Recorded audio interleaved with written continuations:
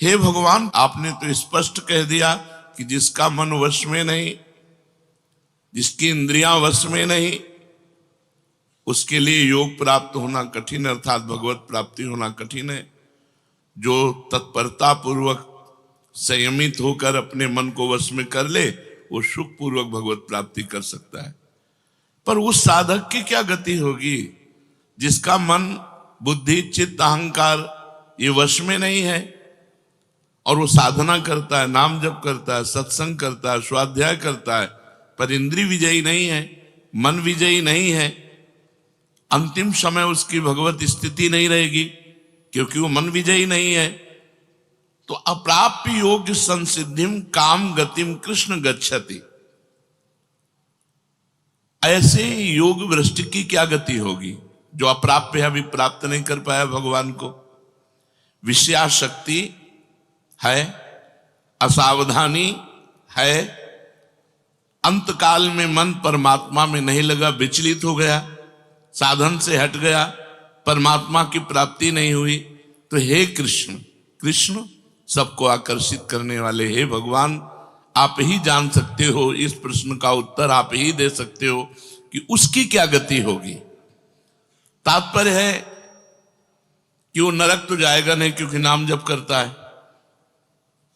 थोड़ा भी नाम जप करता है तो नरक नहीं जाएगा, थोड़ी भी भक्ति करता है तो नरक नहीं जाएगा।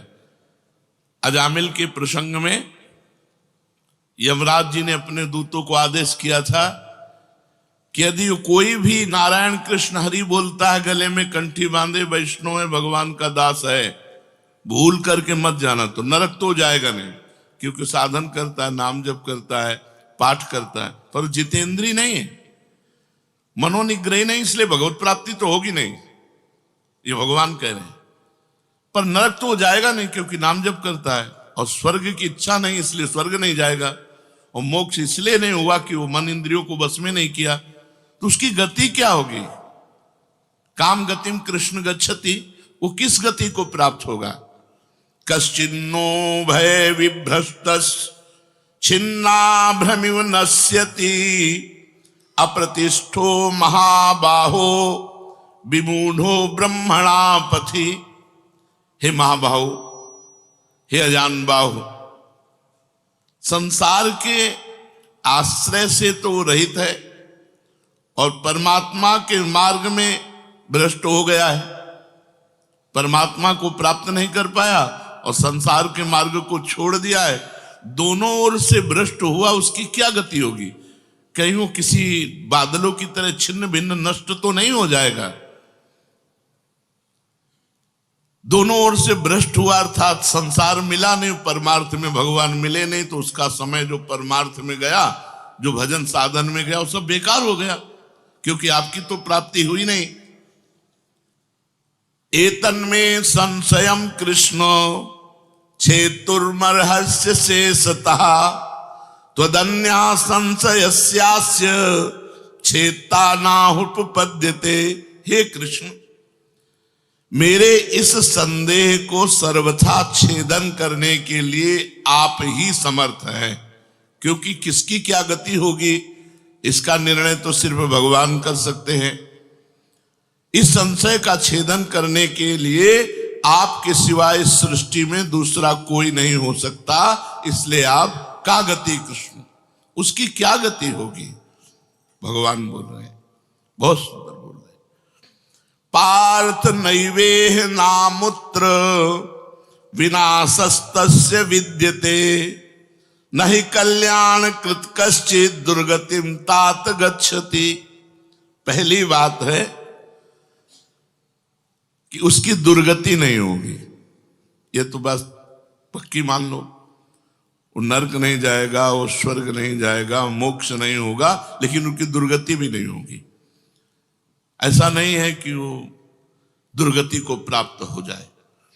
जिसको अंतकाल में भगवान का स्मरण नहीं होता, उसका कहीं पतन तो नहीं हो जाता? अर्जुन का पूछना था।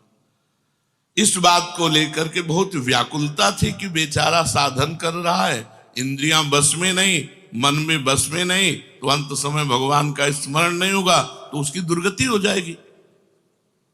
तो भगवान कह रहे पार्थ नैवेह नामुत्र विनाशस्तस्य विद्यते। हे पृथानंदन, सच्चे हृदय से जुड़ा था। भगवान जुड़ना देखते, रहत न प्रभु चित चूक किए की, करत सुरत सै बार ही की। भगवान उसकी क्रियाओं को नहीं देखते, उसके चित्त को देखा, हृदय की बात देखी। वो भगवान से जुड़ना चाहता है, वो भगवान को प्यार करना चाहता है, वो भगवान से मिलना चाहता है, पर इंद्रियां वश में ना होने के कारण, मन वश में ना होने के कारण बार बार वो विषयों में फिसल जाता है, बार बार भोगों में पतित हो जाता है। तो भगवान उसका पतित होना नहीं देखते, भगवान उसका चित्त से जुड़ना देखते हैं। रहत न प्रभु चित्त चूक किए की, करत सुरत सरबार हिए की। हृदय की बात देखते, सच्चे हृदय से भगवान में जुड़ना चाहता था। अब उसका पतन नहीं हो सकता, मरने के बाद भी पतन नहीं हो सकता।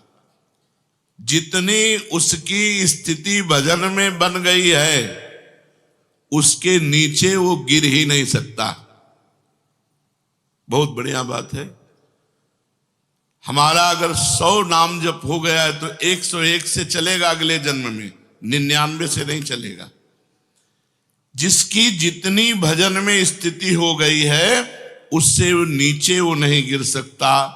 देखो, पहली बात तो दुर्गति हो नहीं सकती, नरक जाना नहीं है, स्वर्ग जाना नहीं है, दुर्गति होनी नहीं है।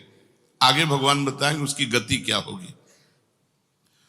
उसकी साधना जितनी है वो कभी नष्ट नहीं हो सकती। चाहे जितना बड़ा पाप बन जाए, उस पाप का उसे दंड भोगना पड़ेगा, लेकिन उसकी साधना नष्ट नहीं होगी। ये इस मार्ग का बहुत बड़ा सपोर्ट है कि मानो हम दिन भर भजन किया, हमसे शाम के गलती हो गई तो बोले दिन भर का भजन नष्ट हो गया।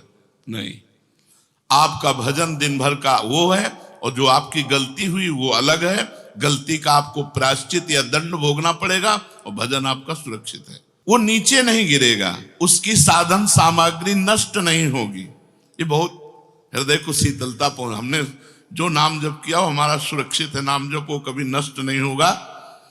उसका पारमार्थिक उद्देश्य भी नहीं बदलेगा। उसने उद्देश्य बनाया भगवत प्राप्ति, वो उद्देश्य भी उसका नहीं बदलेगा। हाँ, कितने जन्म लगेंगे ये उसका प्रयास होगा, प्रयत्न होगा।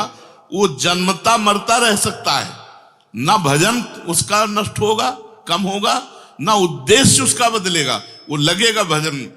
भक्ति बीज पलटे नहीं, जो जुग जाए अनंत, ऊंच नीच कुल उपजय होए संत को संत। वो कभी ऐसा नहीं हो सकता कि इतना भजनानंदी अब भ्रष्ट हो गया तो वो पतित हो गया, नीच और दुर्गति, अरे सब बेकार, कुछ नहीं। जो गलती हुई उसका दंड मिलेगा, और जहां से वो भजन कर रहा है वहीं से उसकी भजन की स्थिति आगे बढ़ेगी। जैसे उदाहरण में राजर्षि भरत का उदाहरण दिया था कि हिरन पे वृत्ति गई तो हिरन बने, लेकिन गंडकी नदी में खड़े होके हिरन बन करके भी इतना भजन किया कि अगला जन्म जड़ भरत जी के रूप में ब्रह्मबोध संपन्न महापुरुष के रूप में हुआ। तो भगवान कहते हैं, न ही कल्याण कृत कश्चित दुर्गतिम तात गच्छति। अर्जुन, हे तात,